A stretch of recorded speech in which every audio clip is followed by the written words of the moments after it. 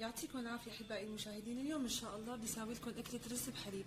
هلا عندي إخواتي أنا غليت كيلين من الحليب مثل ما شايفين، وعندي تقريبا نص زبدية من الرز المصري، وعندي 4 معالق جبل من النشا، وعندنا 4 معالق كبيرة من السكر، وعندي روح الزهر مثل ما شايفين. هلا إخواتي نبلش بالطريقة. هلا هون إخواتي بعد ما عندنا غلى الحليب بنحط الرز. طبعا أنا نقعته بمي سخنة. بنحط الرز طبعا والميات اللي معه نقعناهم فيهم. بسم الله. هلا اخواتي نستنى الرز طبعا ليستوي، بنضيف باقي المواد.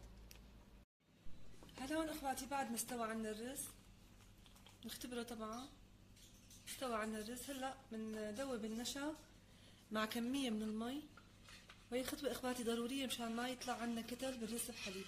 بندوبهم على البارد، بعدين بسم الله بنضيفهم تدريجيا وبنحرك.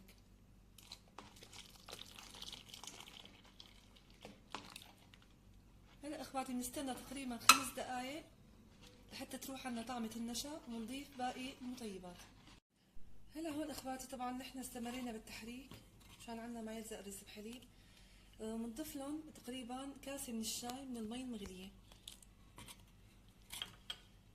هون اخواتي هلا بنضيف السكر طبعا حسب رغبتكم. بسم الله ونحرك.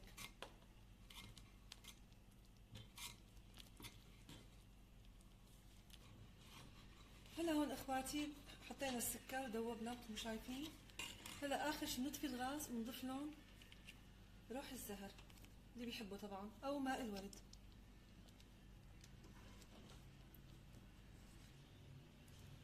هون اخواتي هلا صفينا الزبادي. بسم الله نبلش سكب الرز بحليب.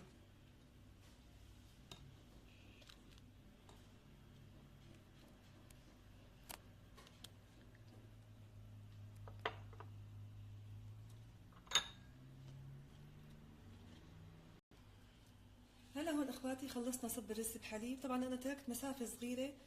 هلا بدي اسوي لكم اخواتي فوق الرز بحليب مثل جيليه الفريز، يعني هذا طبعا صحي اخواتي ومغذي للاطفال. هلا عندي زبديه من المي البارده، بنضيف عليها تقريبا كاسه كبيره من الفريز. هلا هون اخواتي بنحط الفريز فوق المي مثل ما شايفين. بسم الله. وبنضيف كميه من السكر بنرغبها طبعا.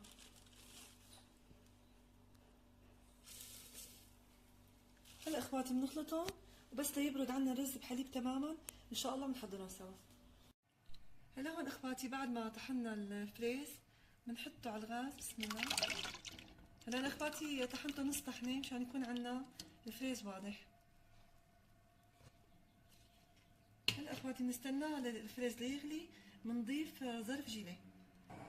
هلا هون اخواتي بعد ما عنا غلى الفريز بنحط ظرف من الجيلي. هلا اللي ما بيرغب يحط جيلي اخواتي بيحط معلقه كبيره من النشا. بسم الله.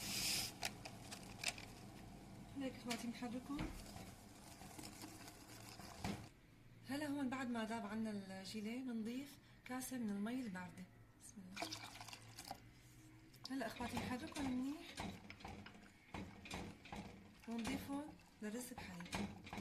هلا هون اخواتي بعد ما برد عنا الرز بحليب بنضيف طبقه الجيلي. بسم الله.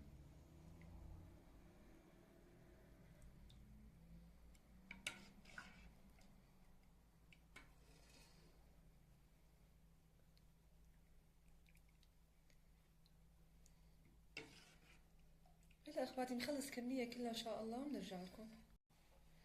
هلا هون اخواتي بعد ما خلصنا سكبهم طبعا نستناهم يبردوا تماما، ومنزينهم بالزينة اللي احنا بنرغبها. هون بعد ما بردت مثل ما شايفين، شوفوا ما شاء الله. حطينا طبعا زيناها بحبات الفريز مثل ما شايفين. وانا بتشكر اخواتي كل المشتركين بالقناة. بتشكركم على دعمكم اخواتنا بفلسطين وبالعراق وكافة اقطار الوطن العربي. ان شاء الله اخواتي الف صحة وهنا. لا تنسوني اخواتي من الاشتراكات بالقناة.